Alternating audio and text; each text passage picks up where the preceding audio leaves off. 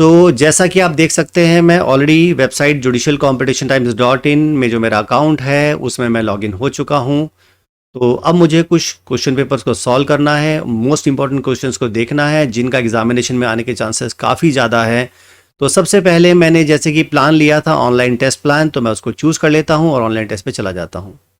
यहाँ पर जाने के बाद मेरे पास काफ़ी सारे क्वेश्चंस हैं in the form of different different subjects. तो सबसे पहले मैंने चूज़ कर लिया, क्योंकि आज मुझे सीआरपीसी सॉल्व करना है, तो मैंने सीआरपीसी को चूज़ कर लिया है। सीआरपीसी चूज़ करने के बाद मेरे पास काफ़ी सारे मॉडल पेपर्स आ जाएंगे, लेकिन मुझे सीक्वेंस में चलना है, तो मैंने मॉडल पेपर नंबर 1 चूज़ कर लिया। आप अपनी रैंक वगैरह भी देख सकते हैं, वो आप जब वेबसाइट में लॉगिन करेंगे तो बाकी जो फीचर्स हैं वो एक्सप्लोर कर लीजिएगा। मैं फ़िलहाल यहाँ पर फीचर्स को डिस्कस नहीं कर रहा हूँ, क्योंकि आज हम लोग मोस्ट इंपॉर्टेंट क्वेश्चंस को सॉल्व करने वाले हैं, तो सिर्फ उसी को ही देख लेते हैं।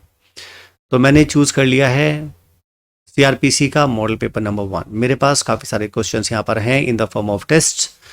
इस टेस्ट में हमारे पास नेगेटिव मार्किंग है। जब कभी भी आप कोई भी टेस्ट दें तो देख लें कि उसमें कोई नेगेटिव मार्किंग तो नहीं है। अगर तो नेगेटिव मार्किंग नहीं है तो फिर तो आप सारे क्वेश्चंस को अटेम्प्ट कर लीजिए, कोई दिक्कत नहीं है, क्योंकि आपका कोई भी मार्क कटने वाला नहीं है। लेकिन अगर नेगेटिव मार्किंग है तो ये याद रख लीजिए कि कहीं ऐसा तो नहीं है कि आप जो हिट एंड ट्रायल लगा रहे हैं, जो आपके आंसर्स ऑलरेडी करेक्ट हैं, आपका जो आपने हिट एंड ट्रायल लगाया है वो कोई मार्क्स उससे रिड्यूस तो नहीं कर देगा। तो ये चीज़ आप ज़रूर ध्यान में रख लें। तो चलो ठीक है, स्टार्ट करते हैं सेशन के साथ और देखते हैं कि हमारे पास क्या क्या क्वेश्चन हैं। पहला क्वेश्चन हमारे पास है, when and in what circumstances a judicial magistrate of first class can add a person as accused in the criminal case. तो किसी भी क्रिमिनल केस में जुडिशियल मजिस्ट्रेट किन हालातों में किसी पर्सन को ऐड कर सकता है एज एन अक्यूज पर्सन, यानी अगर आप समनिंग करनी है, ट्रायल ऑलरेडी चल चुका है, केस चल रहा है, तो हम किन परिस्थितियों में उसे ऐड करेंगे। ठीक है, ये वो पूछना चाहते हैं।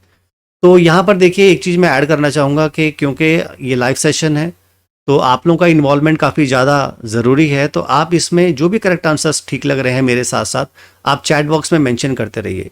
इसका एक तो फ़ायदा ये रहेगा कि जब भी इस तरह के क्वेश्चंस एग्जामिनेशन में कोई आएंगे तो आप रिकॉल कर पाएंगे कि मेरा करेक्ट आंसर ये था और सर ने ये इसका ये आंसर मेंशन कर दिया था, है ना। तो अगर वो करेक्ट है तो ठीक है, अगर कहीं पर कोई एरर हुआ होगा तो वो आप रिकॉल करके उसे रेक्टिफाई कर पाएंगे एग्जामिनेशन हॉल में, तो चांसेस करेक्ट होने के ज़्यादा हो जाएंगे। तो चलो ठीक है, 4 ऑप्शंस हैं हमारे पास। पहला, after taking cognizance of the case and before framing of charge, यानी कि अगर मान लो मजिस्ट्रेट ने कॉग्निजेंस ले लिया है, कॉग्निजेंस लेने के बाद चार्ज फ्रेम होने से पहले ही क्या उसे ऐड कर सकते हैं, ये पहला ऑप्शन है। दूसरा ऑप्शन है हमारे पास, during the course of an inquiry in trial when it appears from the evidence, यानी कि ट्रायल में इंक्वायरी वगैरह उन्होंने कर लिया, अब उन्हें लग रहा है कि एविडेंस है कि हाँ इसको ऐड कर लेना चाहिए, एक दूसरा ऑप्शन है। तीसरा ऑप्शन है, after framing of charge and before the trial is commenced.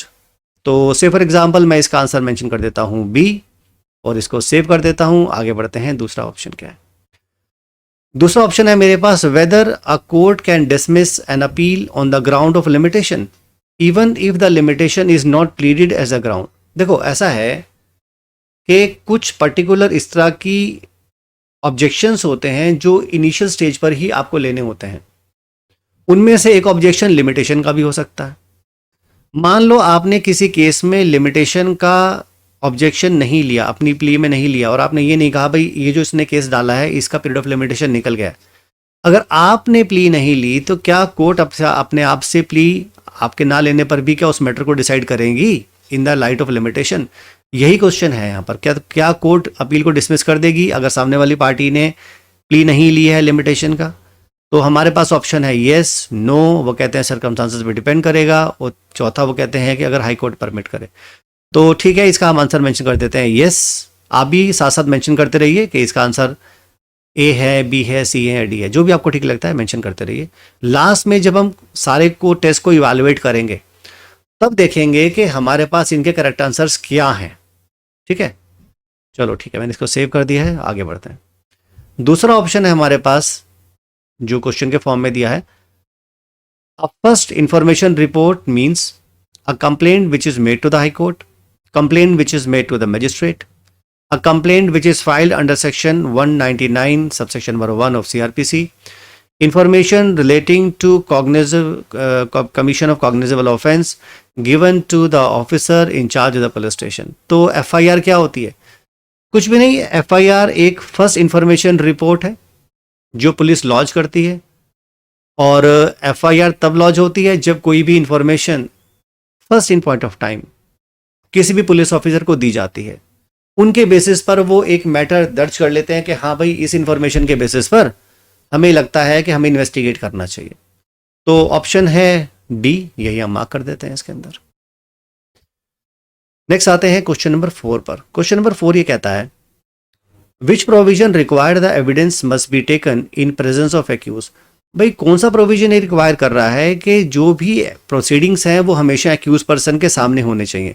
देखिए हमारे पास यहाँ पर 4 ऑप्शंस दिए हैं, section 302 IPC, 154 of the evidence act, 277 of CrPC, 273 of CrPC. तो हमारा करेक्ट ऑप्शन है इसमें डी, और इसको मार्क कर देते हैं। 273 में मेंशन किया है कि एक्यूज पर्सन के सामने ही जो एविडेंस है वो लीड करना चाहिए।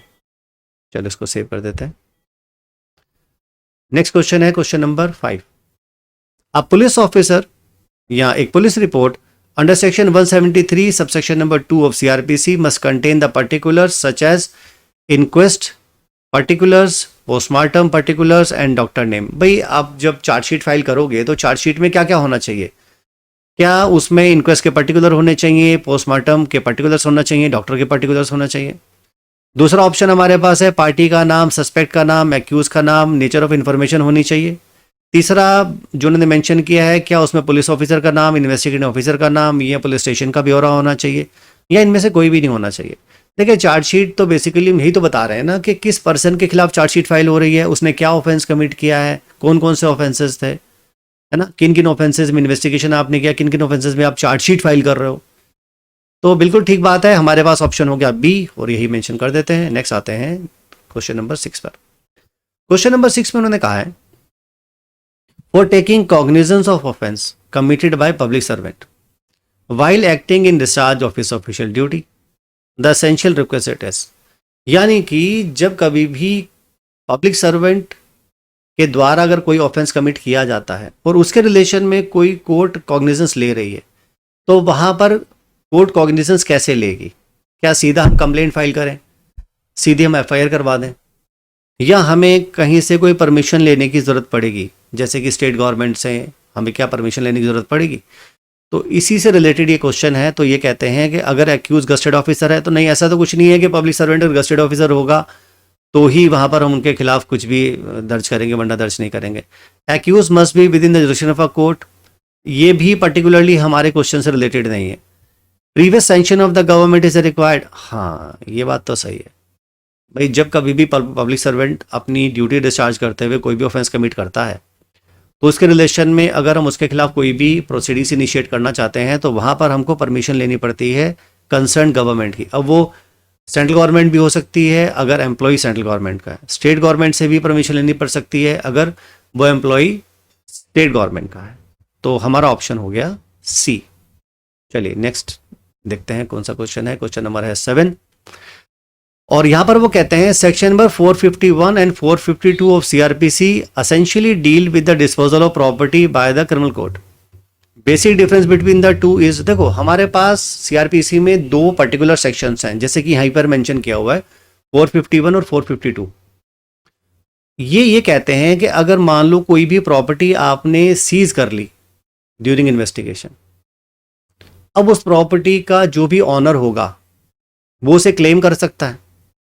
एक तरीका तो ये है कि जिस समय पर ट्रायल चल रहा है उस समय पर क्लेम कर लो, फिर तो हमारा इन्वोक हो जाएगा सेक्शन 451। दूसरा तरीका ये है कि जब पूरा मैटर डिसाइड हो गया, केस फाइनली डिसाइड हो गया, उसके बाद कोर्ट को जिसको भी ठीक लग रहा है उसको वो प्रॉपर्टी जो सब्जेक्ट मैटर ऑफ केस थी उसको दे देंगे। अब हमारे पास कौन सा मामला है? हमारे पास मामला क्या कह रहे हैं, 451 452 दोनों basically disposal of property by the court में डील करते हैं। दोनों में डिफरेंस क्या है? तो डिफरेंस यही है जो मैंने आपको बताया। बी वाले क्लॉज में उन्होंने कहा है section 451 is attracted during inquiry और ट्रायल, और 452 अट्रैक्ट होता है जब हमारा क्रिमिनल ट्रायल कंक्लूड हो जाता है। तो यही डिफरेंस है दोनों का बेसिकली। तो इसको मेंशन कर देते हैं बी पार्ट पर। चलो आगे बढ़ते हैं। नेक्स्ट है हमारे पास क्वेश्चन नंबर 8। यहां पर वो कहते हैं under CrPC the period of limitation shall commence on the date of cognizance. पहला, यानी कि पीरियड ऑफ लिमिटेशन कब से कैलकुलेट करते हो आप? जिस दिन अपराध होता है, या जिस दिन कोर्ट कॉग्निजेंस लेती है, या जिस दिन कंप्लेंट फाइल होती है। इनमें से कौन सा ऑप्शन है? इनमें से कोई भी नहीं है भाई। पीरियड ऑफ लिमिटेशन तो कैलकुलेट करते हैं जिस दिन अपराध हुआ, या जिस दिन अपराध अगर हमें नहीं पता कि कब हुआ है, तो जिस दिन पहली बार पुलिस वालों को पता चला, वो उस दिन से कैलकुलेट कर लेते हैं। वो उसमें दिया हुआ है, उन्होंने लिमिटेशन में ऑलरेडी दिया हुआ है कि कैसे कैसे हम कब कब कैलकुलेट करते हैं। तो हमारे पास यहाँ ऑप्शन है ऑलरेडी ए, इसी को मार्क कर देते हैं और इसको सेव कर देते हैं और आगे बढ़ते हैं। नेक्स्ट क्वेश्चन ये कहता है, what is not true with regard to complaint under section 2 of CrPC. हम सब लोग जानते हैं कि सीआरपीसी के सेक्शन नंबर 2 में डेफिनेशंस दी हैं, और सेक्शन नंबर 2D में कंप्लेंट क्या होती है उसके बारे में डेफिनेशन दिया है, उसके बारे में प्रोविजन दिया है। तो उसी के रिलेशन में वो कह रहे हैं कि अगर हम कोई भी कंप्लेंट अगर फाइल करते हैं तो उसके रिलेशन में कौन सी बात इनमें से सच नहीं है। पहला वाला ऑप्शन हमारे पास ये है, it is made to magistrate with the view to his taking action under the code. क्या हम मजिस्ट्रेट के सामने कंप्लेंट इसलिए फाइल करते हैं क्योंकि हम ये चाहते हैं कि उसमें कोई वो कॉग्निजेंस ले लें, कुछ एक्शन लें? हाँ, ये बात सही है। क्या ये राइटिंग में होना चाहिए कि ओरली भी हो सकती है? दोनों हो सकती है, एलिगेशन ओरल भी हो सकते हैं, राइटिंग में भी हो सकते हैं। तीसरा, that some person whether known or unknown has committed offence. हाँ, हम कंप्लेंट में ही तो कहते हैं कि साहब किसी पर्सन ने कोई ऑफेंस कमिट किया है, हम उसको जानते हैं, हम उसको नहीं जानते। आप ओरली भी बोल सकते हो, राइटिंग में भी बोल सकते हो, और हम आप ये चाहते हो कि वो आपकी इस कंप्लेंट के बेसिस पर वो जो मजिस्ट्रेट है वो कॉग्निजेंस ले ले। हाँ, तो क्या सारी के सभी मामले इसमें करेक्ट हैं, या इनमें से कोई भी करेक्ट नहीं है? बताइए। तो चलो हम एक काम करते हैं, इसमें इन्होंने मेंशन किया कि इनमें से कौन सा करेक्ट नहीं है। तो हमारे पास ये पुलिस रिपोर्ट नहीं होती, तो पुलिस रिपोर्ट नहीं होती तो उसको मेंशन कर देते हैं, बाकी तो तीनों होते ही हैं भाई। अगर तो यहां पर होता कि ऑल ऑफ अबव तो हम ऑल ऑफ अबव मेंशन करते, लेकिन उन्होंने तब अगर वो पूछते कि कौन सा ट्रू है, तो लेकिन ये तो पूछ रहे हैं ना कि कौन सा ट्रू नहीं है, ये पूछ रहे हैं कौन सा ट्रू नहीं है। तो ट्रू नहीं है वो तो हमारा फिर ये पुलिस रिपोर्ट वाला जो है वो करेक्ट है, ये नहीं है, बाकी तो करेक्ट है ही। ABC तो हमारा करेक्ट है ही। चलो ठीक है, इसको भी सेव कर देते हैं और आगे बढ़ते हैं। नेक्स्ट क्वेश्चन ये पूछ रहा है हमसे कि जहां तक 482 सीआरपीसी का सवाल है जिसमें हाई कोर्ट अपनी इनहेरेंट पावर्स का इस्तेमाल करती है। देखिए, मैंने आंसर पहले ही दे दिया, तो फिर आप चैट बॉक्स में मेंशन क्या करोगे? तो चलो कोई बात नहीं है, साथ साथ पार्टिसिपेट करते रहो, अपने आंसर्स मेंशन करते रहो चैट बॉक्स में, और देखते हैं कि लास्ट में आपके आंसर्स कितने सही निकलते हैं। देखो एक तरीका ये होता कि मैं मॉडल पेपर साथ साथ सॉल्व करता रहता और उसके आंसर्स भी बताता रहता, लेकिन उसमें आपको क्यूरियोसिटी नहीं होती वहां पर कि हमने जो टेस्ट दिया है हमारे कितने मार्क्स आने वाले हैं।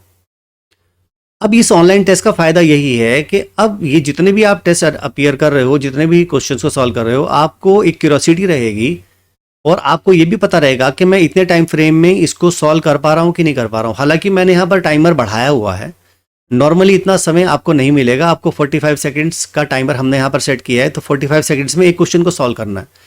यहाँ पर तो क्योंकि हम डिस्कस भी कर रहे हैं, मैं एक्सप्लेनेशन भी दे रहा हूँ साथ साथ में, तो टाइमर को मैंने बढ़ाया हुआ है यहाँ पर, ठीक है ना। आपको एक्सप्लेनेशन के पर्पस के लिए टाइम को हमने बढ़ा दिया हुआ है, लेकिन नॉर्मली जब आप सॉल्व करोगे तो टाइम को ध्यान में रख के ही करोगे आप। चलो ठीक है, आगे चलते हैं। तो अगला क्वेश्चन हमारे पास है, under section 482 CrPC the high court exercises number 1 inherent power, appellate power, revisional power, review power. सभी लोग जानते हैं हम लोग इनहेरेंट पावर से इस्तेमाल करते हैं, तो यही करेक्ट आंसर हुआ। चलो ठीक है, इसको भी सेव कर देते हैं और आगे बढ़ते हैं और देखते हैं क्या क्वेश्चन है। अगला क्वेश्चन हमारे पास है कि what is distinction between 161 and 164 of CrPC. 161 और 164 के बीच में क्या डिफरेंस है, इन दोनों को समझना है। तो पहला ऑप्शन ये कहता है कि दोनों एक जैसे ही है, सेम है। नहीं, ये तो हम जानते हैं दोनों सेम नहीं होते, तो ये तो करेक्ट आंसर नहीं हुआ। दूसरा, 161 CrPC statement is recorded by the magistrate and section 164 CrPC statement is recorded by police. अरे ये तो उल्टा बोल रहे हैं, 161 तो पुलिस रिकॉर्ड करती है, यहां पर ये कह रहे हैं मैजिस्ट्रेट रिकॉर्ड करती है, तो ये तो आंसर नहीं होगा फिर। तीसरा, 161 CrPC statement is recorded by police whereas 164 CrPC is recorded by magistrate. हाँ, ये बात तो सही है। 161 CrPC statement is recorded on oath whereas no oath is administered in recording under section 164 CrPC, ये भी गलत है, ये भी गलत है। तो हमारे पास करेक्ट आंसर हो गया सी। ठीक है, तो इसको हम सेव कर देते हैं और आगे बढ़ते हैं।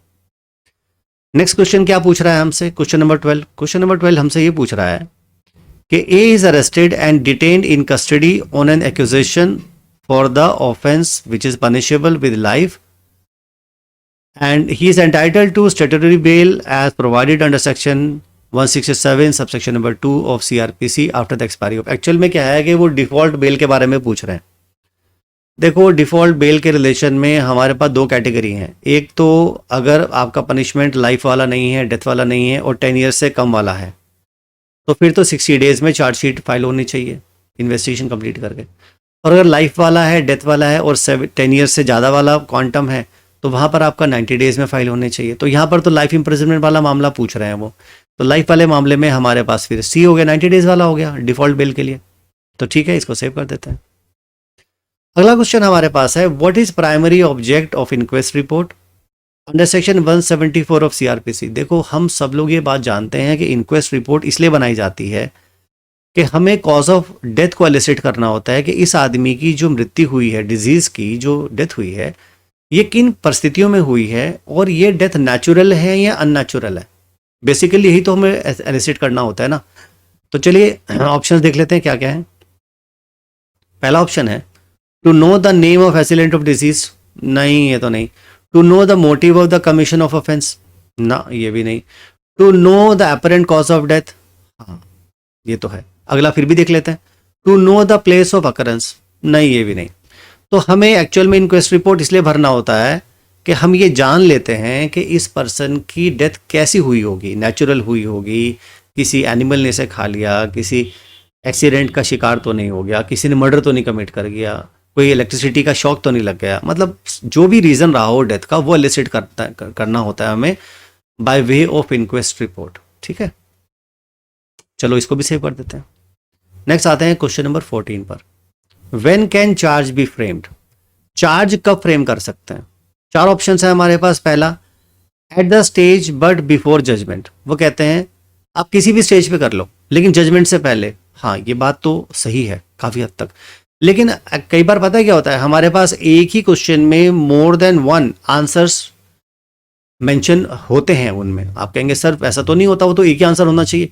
नहीं, आंसर्स तो होते हैं, लेकिन हमें चूज करना होता है कि उनमें से हमारे क्वेश्चन के हिसाब से मोस्ट प्रोबेबल कौन सा है।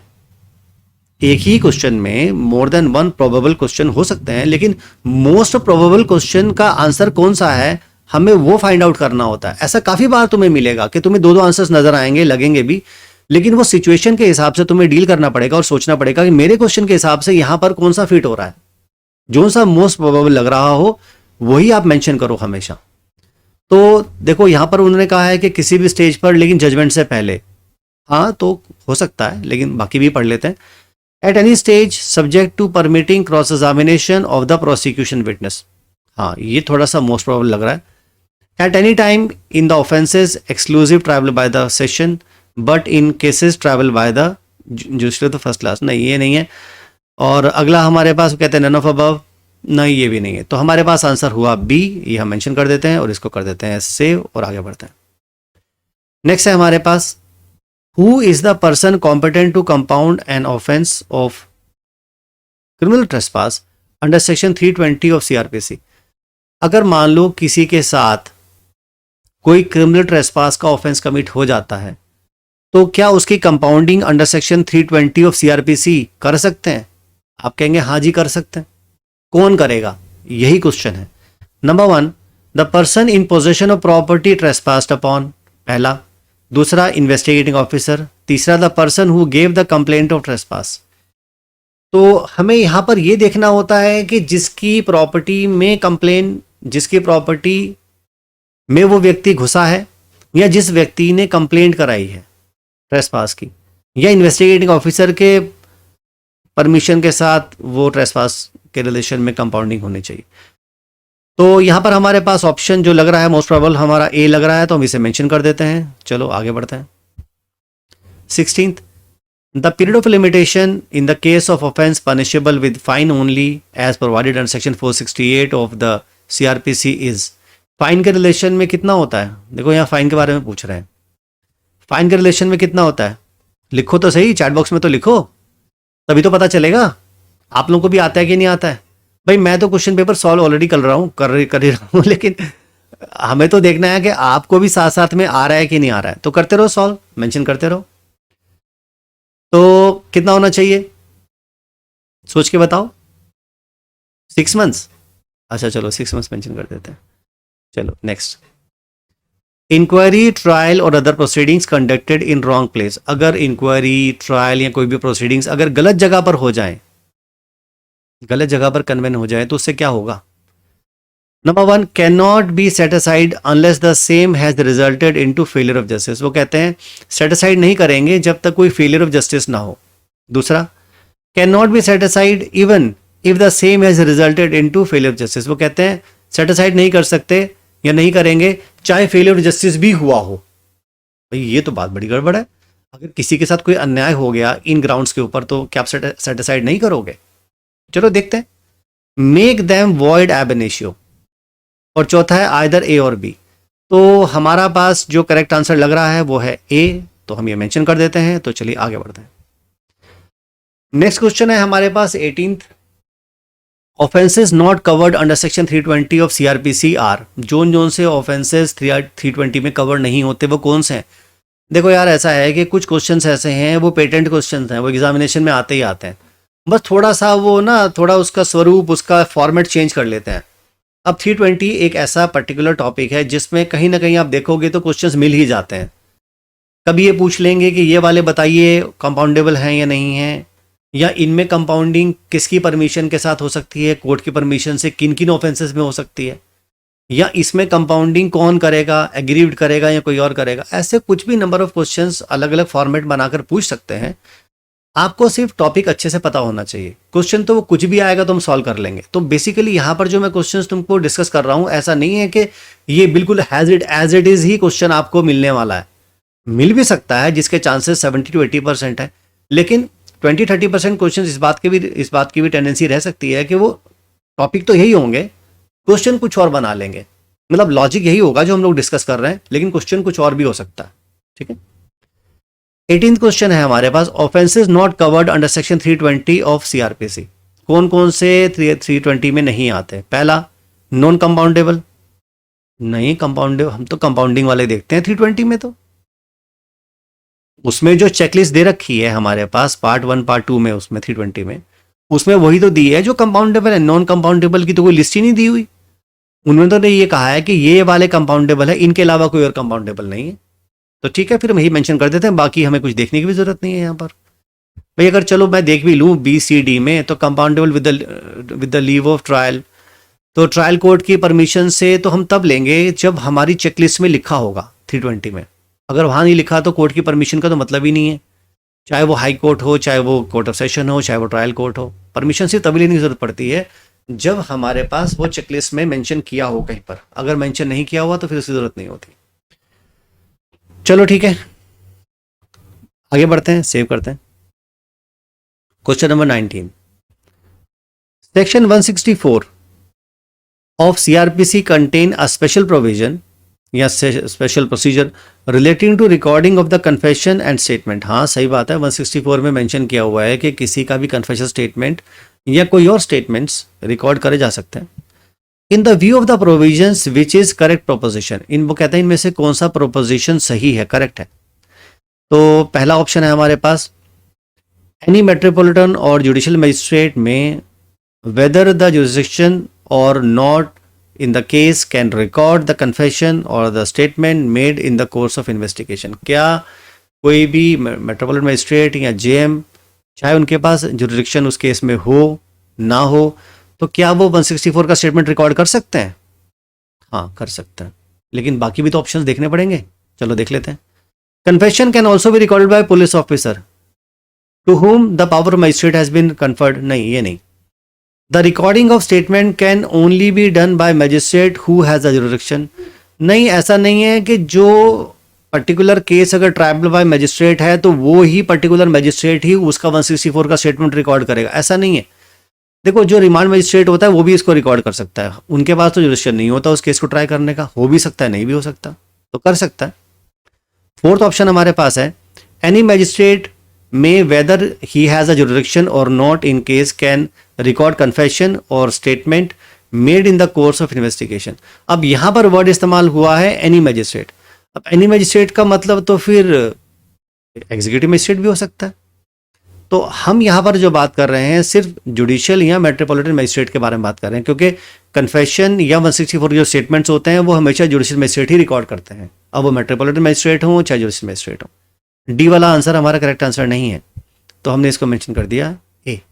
चलो इसको सेव कर देते हैं। नेक्स्ट है हमारे पास question number 20। In the situation where the person competent to compound an offence is dead. मान लो जो व्यक्ति कंपाउंडिंग कर सकता था किसी ऑफेंस की, है ना, 320 में मैंने क्या बताया आपसे, मैंने आपसे अभी ये बताया कि 320 में वो ऑफेंसेस के बारे में लिस्ट दी है जो कंपाउंडेबल हैं। अब वहाँ पर उन्होंने ये भी कहा है कि इनकी कंपाउंडिंग करेगा कौन। अब जो कंपाउंडिंग कर सकता था उस आदमी की तो डेथ हो गई, तो क्या उसके लीगल आयर जो हैं वो कंपाउंडिंग कर सकते हैं कोर्ट की परमिशन से? हाँ, नॉर्मली तो यही होता है, यही कंसेप्ट है। तो चलो ठीक है, हम अब एक काम करते हैं, ऑप्शंस देख लेते हैं। पहला वो कहते हैं कैन नॉट बी डन, नहीं ये नहीं है। दूसरा can be done by the legal representative of the disease, ये भी सही नहीं है क्योंकि कोर्ट की परमिशन से करते हैं। Can be done by the legal representative of the disease with the permission of the court, हाँ ये करेक्ट आंसर है, तो यही मेंशन कर देते हैं और सेव कर लेते हैं। चलो आगे बढ़ते हैं। आप सब लोग ना स्क्रीन पर फोकस बनाए रखो और इन क्वेश्चंस को देखते रहो, क्योंकि मैं साथ साथ बातचीत भी कर रहा हूँ, स्क्रीन पर आपको दिखा भी रहा हूँ और आप साथ साथ मेंशन भी कर रहे हो, तो इसका फ़ायदा ये है कि आपके जहन में ये बात लंबे समय तक स्टोर हो जाएगी और ये मॉडल पेपर्स आपको फ्यूचर में काफ़ी हेल्प करेंगे, क्योंकि काफ़ी ज़्यादा इंपॉर्टेंट क्वेश्चन हैं इनमें, इनके आने के चांसेस बहुत ज़्यादा हैं, टेंडेंसी बहुत ज़्यादा है। नेक्स्ट क्वेश्चन है हमारे पास 21। A magistrate under section 311A ऑफ CRPC can order any person to give specimen, या फिर हैंडराइटिंग का स्पेसिमेन, या दोनों, या ऑल ऑफ अबव। देखो ऐसा है, सेक्शन 311A पर मैंने ऑलरेडी एक डिटेल लेक्चर बनाया हुआ है, उसमें केस लॉस के साथ डिस्कस किया है कि किन किन मामलों में कोर्ट किसी भी पर्सन को जो विटनेस है उसको, या कोई जो भी पर्सन हो, एक्यूज हो चाहे विटनेस हो कोई भी हो, जिनको स्पेसिमेन हैंडराइटिंग का या सिग्नेचर का देने के लिए ऑर्डर पास कर सकती है। अब हमारे पास क्वेश्चन है कि खाली स्पेसिमेन सिग्नेचर को ही देंगे या स्पेसिमेन हैंडराइटिंग का ही देंगे, या ए या बी देंगे, या दोनों दे सकते हैं, सारे दे सकते हैं। हाँ, इसमें करेक्ट आंसर आपका ऑल होना चाहिए कायदे में। तो अब हमारे पास क्या मेंशन्ड है, आई डोंट रिमेंबर एग्जैक्टली, लेकिन सिग्नेचर के लिए भी बोल सकते हैं, हैंडराइटिंग के लिए भी बोल सकते हैं, उनमें से एक के लिए भी बोल सकते हैं, सारों के लिए भी बोल सकते हैं, डिपेंड करता है। मान लो कि आदमी का सिग्नेचर भी चाहिए, हैंडराइटिंग भी चाहिए, तो ऐसा तो है नहीं कि सिग्नेचर के लिए बोलेंगे तो हैंडराइटिंग के लिए नहीं बोल सकते हैं, बोल सकते हैं, दोनों के लिए बोल सकते हैं, एक के लिए बोल सकते हैं, डिपेंड करता है। चलो ठीक है, नेक्स्ट आते हैं हम। Under section 29 clause 2 of CRPC, the court of magistrate the first class में pass a sentence of imprisonment for a term not exceeding 3 years और अ फाइन नॉट एक्सीडिंग और बोथ। अब यहां पर उन्होंने कहा है कि जहां तक हमारे फर्स्ट क्लास मजिस्ट्रेट है, देखो यहां पर बेसिकली 29 में वो जो मजिस्ट्रेट्स की पावर होती है ना सेंटेंस पास करने की या फाइन करने की, उसके बारे में बता रहे हैं कि वो क्या होनी चाहिए, उसके बारे में पूछ रहे हैं आपसे। तो CJM की क्या है, कोई भी ऐसी पनिशमेंट जो लाइफ नहीं है, डेथ नहीं है और 7 years से ऊपर की नहीं है, उसके लिए वो पास कर सकते हैं। और फाइन के बारे में तो कुछ लिखा नहीं है, तो कोई भी कितने भी कर सकते हैं। फिर आते हैं first class magistrate. First class magistrate कितने दे सकते हैं, 3 साल तक, फाइन 10,000 रुपये तक का। सेकंड क्लास मजिस्ट्रेट कितना कर सकते हैं, 1 year की पनिशमेंट 5,000 तक का, है ना, ऐसे करके उन्होंने दिया हुआ। तो हमारे पास यहाँ पर कौन सा देखना है हमको, first class magistrate. Maximum term कितना है, 3 years, और फिर जो हमारा फाइन है, फाइन के बारे में पूछ रहे हैं ना, तो फाइन हो गया हमारा 10,000, तो यही मेंशन कर देते हैं। चलिए सेव कर दीजिए आगे। नेक्स्ट क्वेश्चन है हमारे पास 23rd।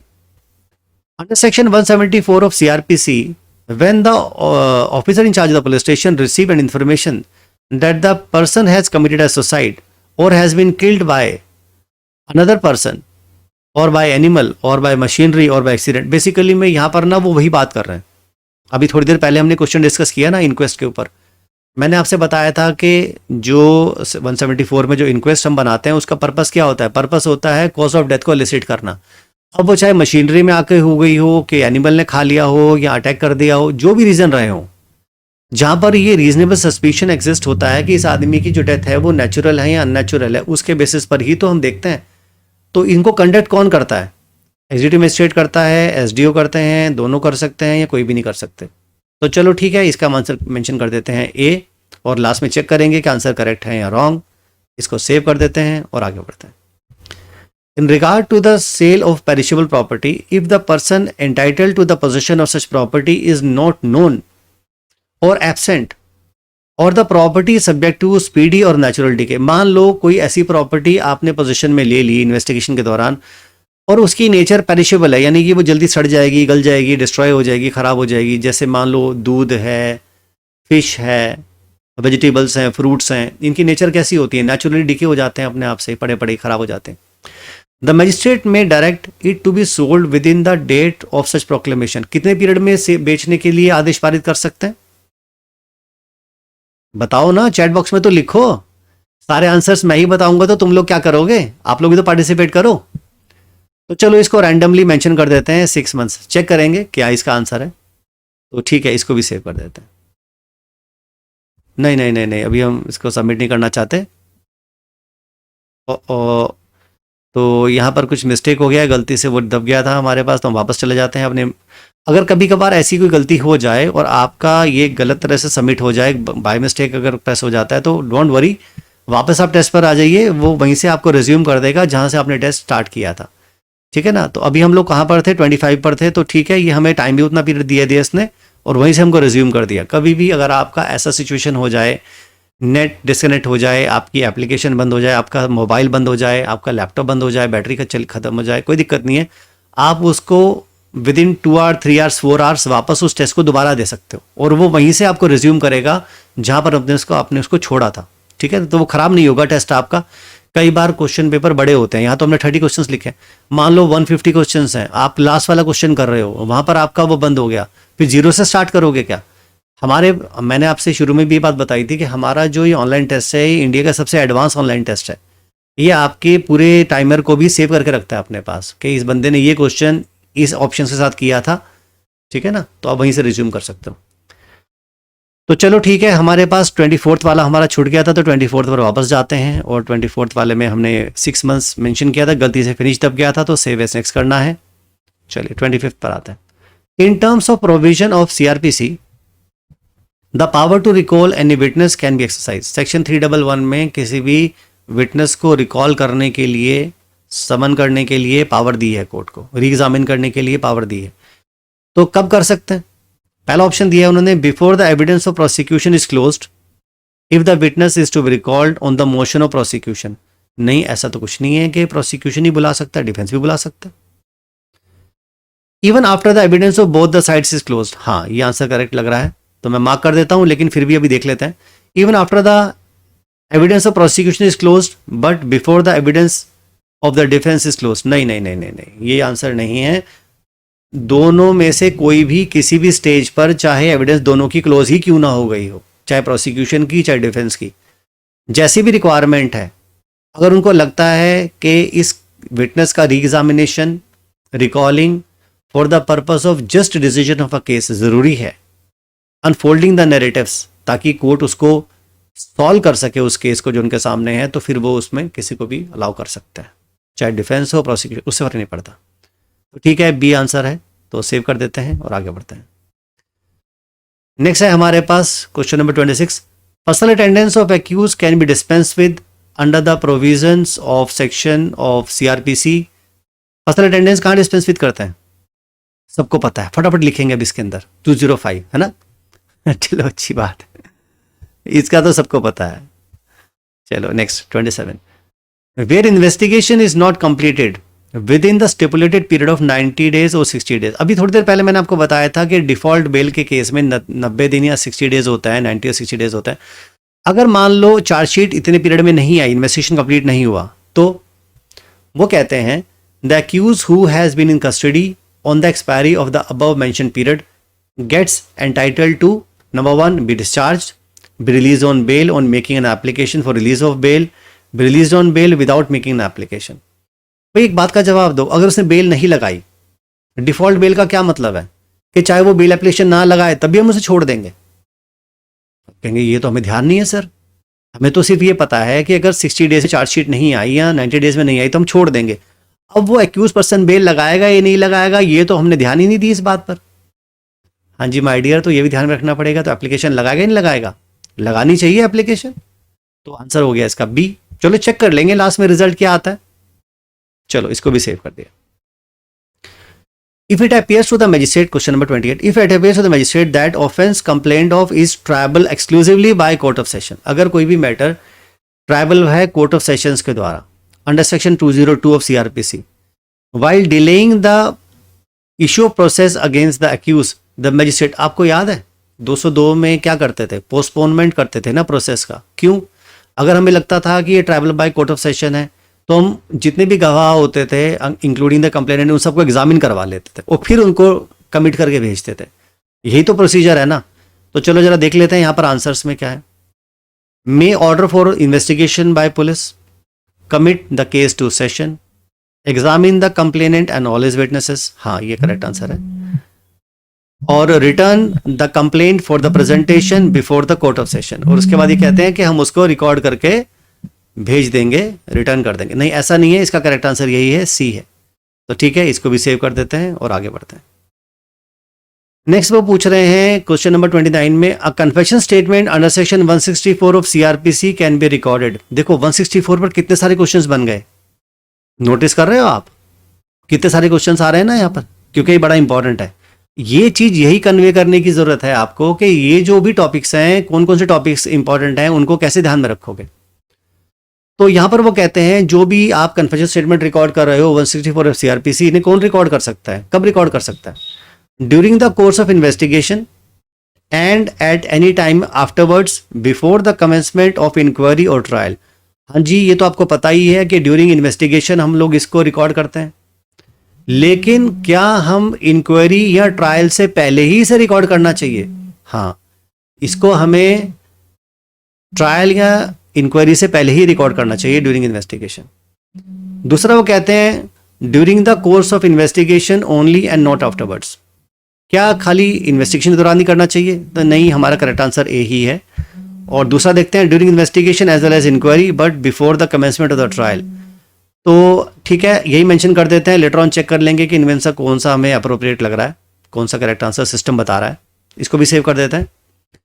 और अब है हमारे पास लास्ट क्वेश्चन नंबर 30 इस मॉडल पेपर का। और यहां पर क्वेश्चन पूछ रहे हैं, an executive magistrate is empowered to grant remand under section 167 of CRPC for maximum period of कितने दिन के लिए? भाई एग्जीक्यूटिव मजिस्ट्रेट रिमांड दे सकता है ज़्यादा से ज़्यादा 7 दिनों की, इससे ज़्यादा नहीं। तो ठीक है, यही हमारा करेक्ट आंसर है। तो ठीक है, काम कर देते हैं, इसको हम सबमिट कर लेते हैं और देखते हैं क्या है सिचुएशन। तो ये पूछ रहा है कि सबमिट कर दें, हाँ सबमिट कर देते हैं। सबमिट करने के बाद अब इन्होंने कहा है हमसे कि few aspirants fall into your test result slab, the success is just few steps ahead। यानी कि हमारा टेस्ट बहुत अच्छा हो गया है, बढ़िया है, कोई ज़रूरत नहीं है। अगर मेरा टेस्ट अच्छा नहीं होता तो सिस्टम आपसे कहता कि आप क्लासरूम ज्वाइन करना चाहते हो HGS की या कोई भी PCSJ के लिए, तो ज्वाइन कर सकते थे। रिजल्ट हमारे पास यहाँ दिखा रहा है 92%, यानी कि इनमें से कुछ आंसर्स हमारे गलत भी हुए हैं। अब कौन कौन से गलत हुए हैं वो हम इसमें चेक कर लेंगे, ठीक है ना। इसको हमने पूरा एक्यूरेटली अटेम्प्ट इसलिए नहीं किया so that you can come to know that कि हमारा सिस्टम कैसे काम कर रहा है, इनमें से कौन से सही आ रहे हैं, कौन से गलत आ रहे हैं, तो वो सारा यहाँ पर इवैल्यूएशन हो जाएगा। तो अगर आप यहाँ देखोगे हमारे पास टोटल क्वेश्चन नंबर 30 हमने अटेम्प्ट किए थे, इसमें से अटेम्प्टेड जो नहीं है 30 हैं, सॉरी 0 है, मतलब सारे अटेम्प्ट किए हैं हमने, 2 हमने गलत करे हैं। अब कौन कौन से गलत है अभी स्पॉट कर लेंगे। करेक्टली मेंशन किए हैं 30 में से 28, और नेगेटिव मार्किंग हमारी जो हमने सारे अटेम्प्ट कर दिए तो 0.25 नेगेटिव मार्किंग थी, तो 2 हमारे 0.50 गलत हो गए। इसका जो टॉप रैंक है वो दृष्टि रोहेला है, उनके 30 में से 30 आए थे, और रैंक हमारी जो आई है वो 144 में से 26 रैंक आई है, 1444 में से 26 रैंक आई है। अब यहाँ पर देखते हैं कि हमारे करेक्ट आंसर क्या थे। अब जहां पर हमारा गलत हुए हैं जरा उस पर जाते हैं। देखिए ये तो वो हैं जो आपने इंडिकेट किए, ये वो हैं जो करेक्ट आंसर है। अब ये तो जहां पर मैच हो रहे हैं देखो, तो ये तो करेक्ट है, अगला वाला भी मैच हो रहा है, करेक्ट है, ये भी करेक्ट है, ये भी करेक्ट है, ये भी करेक्ट करेक्ट करेक्ट। यहां पर गड़बड़ है। यहां पर वो कहते हैं कि अगर हम पीरियड ऑफ लिमिटेशन को कैलकुलेट करेंगे तो कब से करेंगे, डेट ऑफ ऑफेंस से करेंगे या कॉग्निजेंस से करेंगे। बिल्कुल सही बात है। तो मैंने वहां पर आपको बताया था कि डेट ऑफ ऑफेंस से करेंगे जिस दिन अपराध कमिट होता है, डेट ऑफ कॉग्निजेंस से नहीं। लेकिन हमने बाय मिस्टेक वहां पर मेंशन कर दिया था डेट ऑफ कॉग्निजेंस, लेकिन करेक्ट आंसर था डेट ऑफ ऑफेंस। तो ये हमारा यहाँ पर चेक हो जाएगा। तो यहाँ से आप इसे रिवाइज कर सकते हो, अच्छे से पढ़ सकते हो। चलो आगे आ जाओ। आगे देखो, अगर यहाँ पर आप चेक करोगे तो हमारे पास एक और हमें दिखना है जो हमारा रॉन्ग है। देखो यहाँ पर वो कह रहे हैं आइदर ए एंड बी। तो कोर्ट या तो उसे सिग्नेचर देने के लिए बोल सकती है, नहीं भी दे सकती, नहीं। लेकिन मेरे हिसाब से ये आंसर आपका डी होना चाहिए, क्योंकि वो दोनों चीजों के लिए भी बोल सकती है। ऐसा जरूरी नहीं है कि सिर्फ एक के लिए बोलेगी, वो दोनों के लिए भी बोल सकती है। इसके अलावा हमारे आंसर सारे के सारे करेक्ट है। So this is what is mentioned in model paper number 1। ठीक है।